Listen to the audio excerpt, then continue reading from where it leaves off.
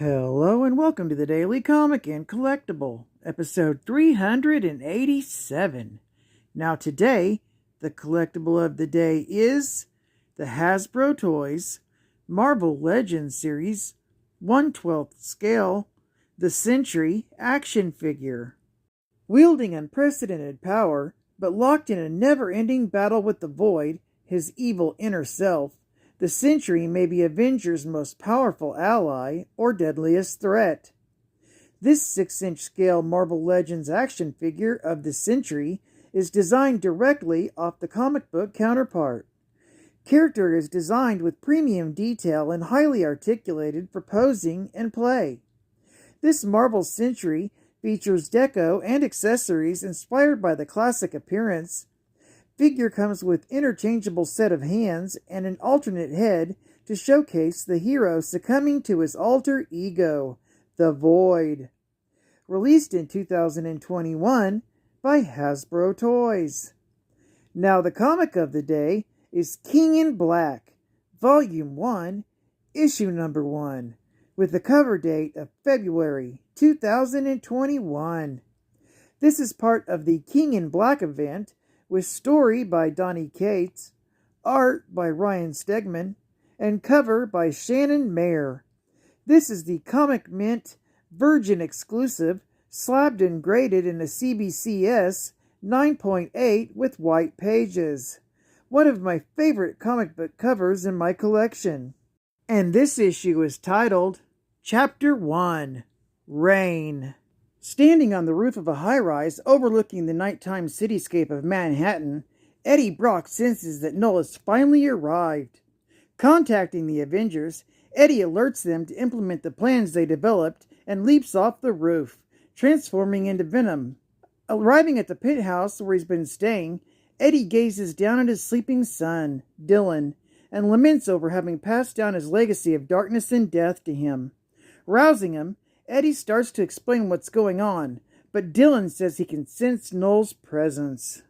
At the Avengers Mountain, Captain America barks orders as he, Iron Man, She-Hulk, and Captain Marvel watch a set of screens monitoring Earth's orbit for any signs of Null's horde. Iron Man remarks that based on the intel Venom's given him, Null and the symbiotes won't emit heat signatures to track. But either way, they'll run into the derelict Kree and Skrull warships left behind by the war against the Cortati, which he's turned into a makeshift minefield. Smirking, Captain America remarks that Tony dislikes turning things into bombs. Tony asks if he's heard any intel from their secret weapon. Captain Marvel interrupts, saying that they've got incoming, as countless symbiote dragons emerge from the depths of space and soar into the minefield. Grinning wickedly, Iron Man detonates the ships, but his triumphant boast trails off as he sees the massive explosions only manage to destroy a few hundred of the 100,000s of symbiote dragons. Descending a flight of stairs, followed by Dylan, Eddie staggers as he feels the dragon's pain and rage through the Venom symbiote, who urges him to hurry. Bolting through the control room, Captain America orders all teams to move out immediately, and Avengers and the Fantastic Four arriving in Manhattan to see symbiote dragons falling from the sky like a torrential downpour. As Eddie leads Dylan to the bunker, Dylan protests that he can help fight and try to use his powers to turn Null's hordes against him, but Eddie refuses to use his son in any harm's way. As the bunker door closes, Dylan tearfully asks Eddie to come home safely. Eddie responds that he loves his son. Captain America contacts Eddie over a comm unit and tells him it's time for Plan B. Eddie mentally noting that means all hell's broken loose. Symbiote dragons soar through the skies over Manhattan as living abyss encases the skyscrapers and high-rises of the city. On the ground, the Avengers work with Doctor Strange and street-level heroes, particularly those with electricity-based powers like lightning, to evacuate civilians as symbiotes rain from the sky and flood the streets with living abyss. Eddie notes that Null's only known weakness are electricity, cosmic powers, and maybe magic, leaving them short-staffed. Captain America radios Iron Man and asks if he's heard any word from Thor, informing him that many of the dragons are exploding into a deluge of symbiotes that sooner or later will seek out hosts. Remarking that he hasn't, Iron Man notifies them that there's other heavy hitters en route, but Captain America snaps that they need backup immediately. Professor X telepathically cuts into the conversation and offers the aid of the X-Men, deploying Cyclops, Storm, Cable, Marvel Girl, Wolverine, Nightcrawler, and Magneto in Washington Square Park. As Xavier lauds Storm, apothecized into a goddess of the sky, as a suitable substitute for Thor, Aurora snaps at him that she needs to concentrate as she blasts symbiote dragons with lightning. Noting that Thor and now Storm were supposed to be the second phase of Plan B, Venom makes its way through the sewers to the ruins of the Spire, Dark Carnage's lair, to initiate the third phase. As Venom locates Cassidy's throne of living abyss and connects to it, Eddie mentally notes that the second phase of Plan B was to use heavy hitters like Thor and Storm to sever Null's connection to as many of the symbiote dragons as possible, with the third phase being Venom seizing control of them himself using the throne, though Eddie notes it's equally possible that Null will sense him right away and seize control of the Venom symbiote again. In the streets above, Doctor Strange verbally, mentally, and mystically calls out for backup as the symbiote dragons chew through his defensive spells as quickly as he can cast them. Storm likewise calling out for assistance as she is overwhelmed by sheer numbers. Eddie protests that he's almost through to the core of the hive mind. Iron Man urges him to hurry as Doctor Strange is swallowed whole by one of the dragons.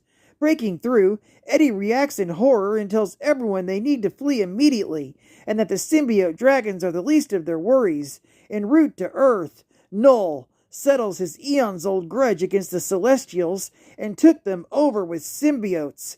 A trio of symbiote-possessed Celestials, among them Ereshkind the Judge and Tefril the Surveyor, appear in the sky over Manhattan and touch down. Tefril's chest opens and Null himself emerges, brandishing his necrosword, and calmly declares his intent to destroy Earth, adding that in the meantime he's looking for the human named Brock and is willing to make their deaths quick and painless if they surrender. As Captain America orders his team to fall back, Null manifests draconic wings from his symbiotic armor and swoops towards them, mockingly calling them a welcoming party for his coronation and asking them who they are. As Iron Man informs them their secret weapon is ready and waiting for orders, Captain America retorts that normally they're the last thing supervillains like Null ever see, but that today they're going to sit back and watch. On Captain America's command, the Sentry, restored to his original golden form, dives out of the sky and punches through Tefril's head. Enraged, Null reels around to face the interloper, but the Sentry grabs him and ascends to the edge of space, calmly introducing himself as he attempts to rip Null in half like he once did Carnage. Easily overpowering the Sentry and reversing their positions, Null sneers as he already knows who he is, remarking that the Hive has memories of him once killing Carnage. As Null grabs his face, the Sentry's eyes turn black with glowing red irises as the Void attempts to take him over. The Sentry snaps at Null to stop lest the dark entity inside him be unleashed, but Null rips the Sentry in half, in the same way that Sentry once did Ares, and the Void bursts from the corpse, declaring that he is the Lord of the Abyss, and that the darkness inside the Sentry bows to him. Null grins wickedly and absorbs the Void into himself.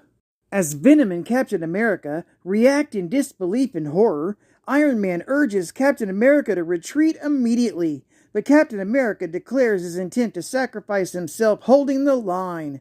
Null interrupts his heroic speech, mockingly asking if that's the best that they could come up with, and remarking that he's disappointed, having been expecting a difficult battle with worthy opponents. Raising his hand, Null causes the living abyss covering the ground to engulf the heroes and claim them for his army.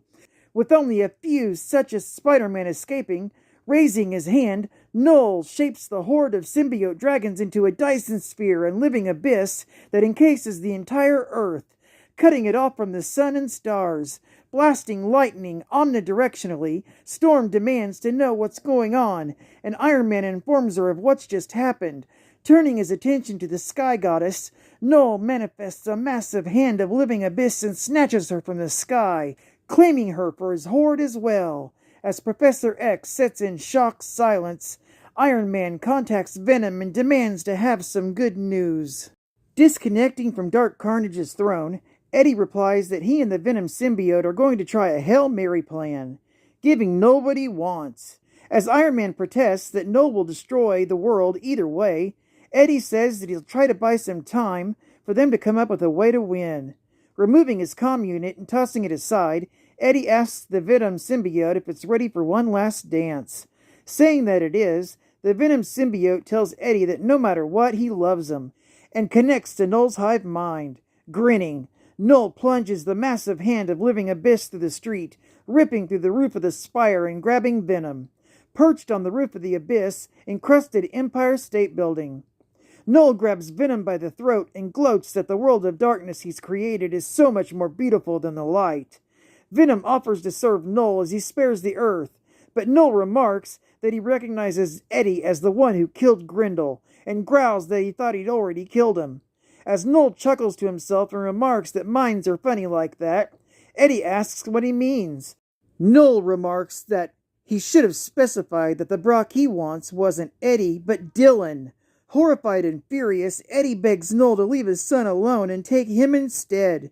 Null pretends to contemplate Eddie's offer before refusing and ripping the Venom symbiote off him, absorbing it into his own symbiote. And he says he's taking his child back and will take Eddie's from him as well. Remarking that he no longer has any use for Eddie, Null lets go and sends him plunging towards the symbiote-covered streets below. Geek Fact.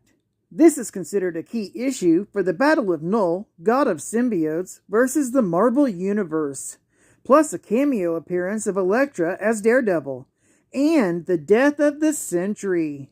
Bonus Geek Fact. Null ripping Sentry in half is a shot-for-shot reference to when the Sentry ripped Ares in half in Siege, Volume 1, Issue Number 2, with a cover date of April 2010. Marvel's editorial department was hesitant to approve the scene, which had to undergo several revisions and was subject to strict guidelines as to what could and could not be shown. Advertising ad packs. Build the universe in you with the new Marvel Lego Avengers sets. You could build a Hulkbuster or even a SHIELD helicarrier. Or turn to the next page and check out the Lego Marvel Avengers Tower. Explore Lego Avengers sets at lego.com. Sweet! When it comes to hope, everyone needs a light in the dark. New Marvel watches by Citizen. Check out this rockin' Punisher watch with Eco Drive, purposeful power, the sustainable way to power your watch. State-of-the-art gaming. Marvel's new Contest of Champions. Join the greatest battles in Marvel history. Crush the competition. Collect over 180 Marvel champions. New champions are added monthly. Available for Android and other devices like Apple. By Kabam! And final geek fact. The Sentry, also known as Robert Reynolds, has powers derived from a super soldier serum that moves its molecules an instant ahead of the current timeline. It was designed to be hundreds of thousands of times stronger than the serum used on Captain America, and it was modified by Weapon X. However, in the Age of Sentry miniseries, it was suggested he's a Sentinel life force from another universe, and thanks to the serum, was able to break through. His exact abilities and powers are unknown, but he's said to be omnipotent, and he holds back his powers a great deal. He's even fought Galactus to a stalemate. Iron Man's scanners have not found any weakness in his body. He can do anything by thought, and has the power of 1,000,000 exploding suns. He can resurrect the dead, and can even resurrect himself. But he also projects an entity as a dark side effect of his powers, the Void. It's been claimed that for every benevolent act Sentry performs, the Void attempts an act of malevolence. He is two sides of a coin, good and evil, or God and the devil. You decide. He's also considered an Omega-level threat. Well, I'd like to thank you for joining me for another Daily Comic and Collectible, and I hope to see you again tomorrow. This is Cat Fan Comics Man, and I'll catch you on the flip. Over and out.